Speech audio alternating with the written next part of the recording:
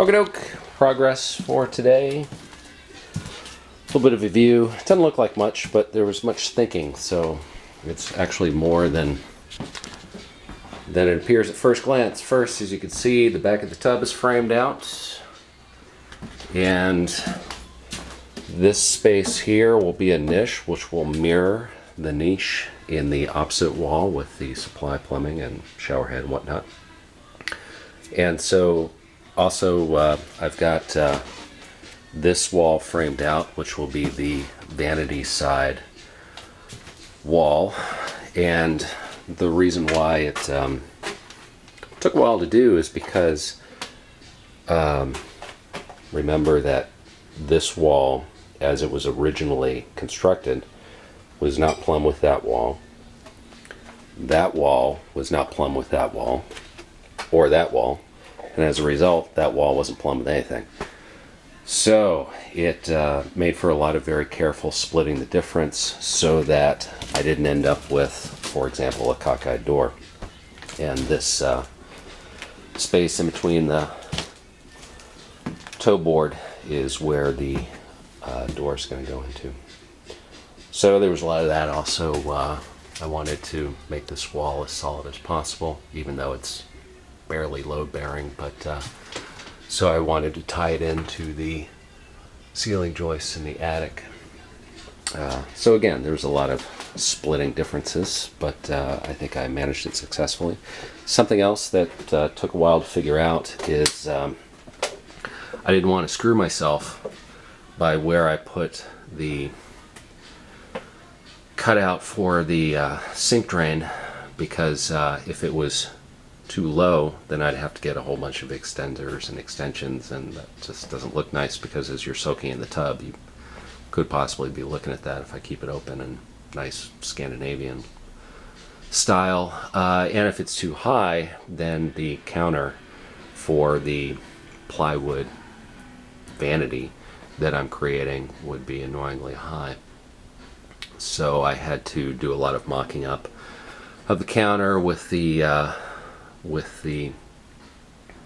glass sink on top of it to see how I felt with it, various heights, because I don't really care about standard height. I more care about how people feel in the space.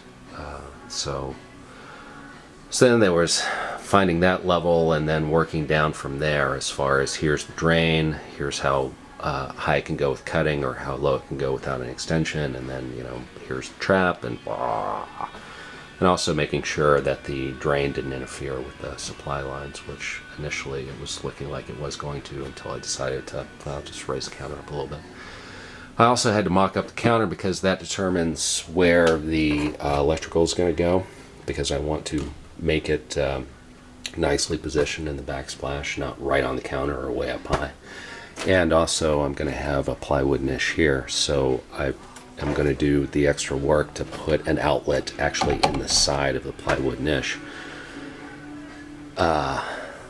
So everything, all of that came off the counter, was based on the counter height. So that was a little bit of screwing around, and then some, you know, cutting. And also, as you can see, on this side, I made this wall a very 2x4 rich environment, so that on the other side, the closet side, which is now completely framed out, so that I can put wire shelf hangers here, here, here, here, so that they're equidistant, which is always nice and aesthetic, and also so that the two on the side are far enough off the wall so that you can put really heavy stuff right up to the edge without any sagging in the middle. So it's going to be 1, 2, 3, 4, 5 of those double Rubbermaid hanging standards. And I'll also go ahead and hang them on one of those header hangers, because I've got lots of that around. Even if I have to piece it together, it'll just make it easier to line them up, if nothing else. And you'll be able to hang bricks in this closet. And the closet framing is perhaps not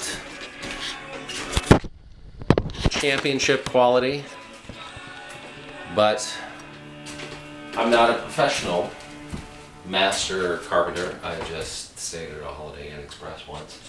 So I'm sure that if I were a master carpenter, I could have framed out the doorway separate from the wall and figured out a way to do the header so that I could have gotten maybe an inch all around. But, you know, it'll be a big closet. And this will make framing the glass sliding doors easy because the drywall will just go straight into the molding and the frame for the doors. So it'll just be drywall, drywall, and then the door opening will literally fill this entire space. And I'll put another 2x4 under here because I want it to be, it needs to be 80 inches instead of the 81 or so that it is now. But the most important thing is that there's will be a full 12 inches of clearance up top here. I'm actually going to take some MDF shelving and make it the top, just nail it straight in here and drywall into it and caulk the seams and paint the whole thing the same color as the room to de-accentuate the transition. But so there'll be plenty of space up here to put especially like baskets of stuff. You just dump stuff in baskets and stick it right up there. Everybody loves that. I'm also going to wire it to an outlet with a switch, and I'll put the outlet probably somewhere there, certainly on the, I'll just cut a hole in the MDF and put it so that it'll be concealed right on the shelf so you can use that for indirect lighting. And for the sliding mirror doors, they need a strong header so that they don't wobble, and they've got a strong header because this is supported very well on both sides. So that was the most important thing. Structurally sound and reasonably open, and most importantly for me, easy to drywall, minimize the drywall seams to be finished, and easy to install the sliding mirror doors. And it is. So there you go. So this is framed out.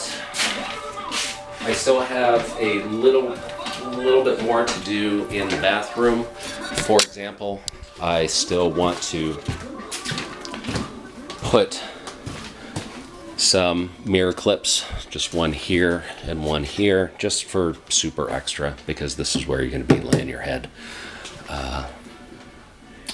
And I have to put one last 2x4 in here. I'm just holding off just because I don't have to put it in yet, and this gives me a little bit more access for playing around with the plywood divider and whatnot. But I'll put that in very soon. And I have to finish the rough electrical. Have to decide ultimately where I'm going to put it in and what I'm going to route it through. I think that I'm going to make this outlet that'll be in the niche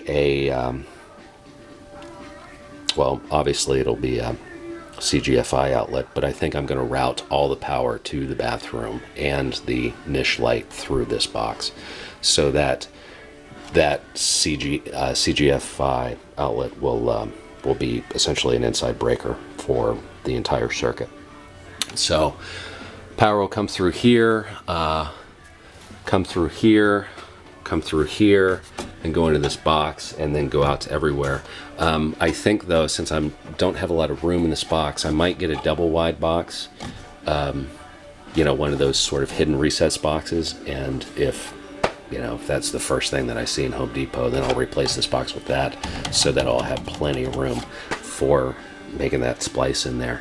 If not, then this 2-gang box, which is going to be a light switch for the overhead ceiling light in this room, and then also a timer switch for what's going to be a fan in the ceiling. Because those are big boxy switches, I also wouldn't really have space to make that splice in here to run the power to the outlet and then especially back in. Although those things don't really need to be CGFI protected, but what I could also do is make this an extra deep box. And so I put the splice in here and then run the power to everything else besides the ceiling light and the fan through this box. I don't know. I'm going to go to Home Depot tomorrow morning and see which is the first thing that I see.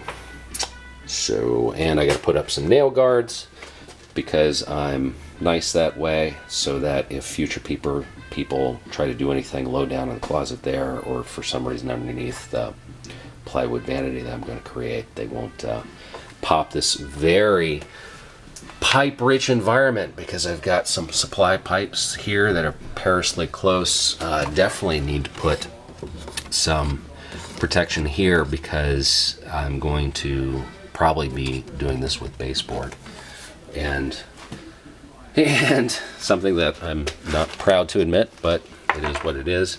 The reason why I have this stubbed off line here in this wall and this weird T here is because when I originally marked the original copper supply lines for this whole bathroom for the plumbers to come in and do the PEX, I marked the cold as hot and the hot as cold because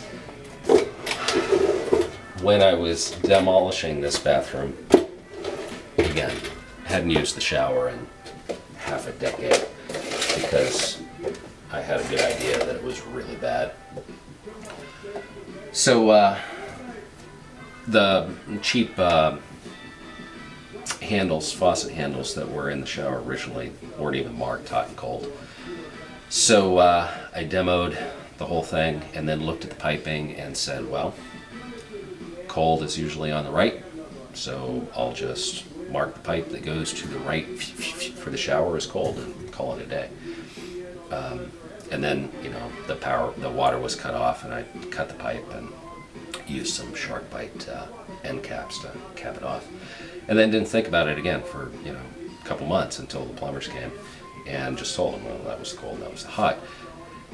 And luckily, although unfortunately after I set everything in concrete, all the supply stuff, and put on the subfloor, but I was leak testing the bathtub, and the cold is on the left for the bathtub piping, which was kind of odd.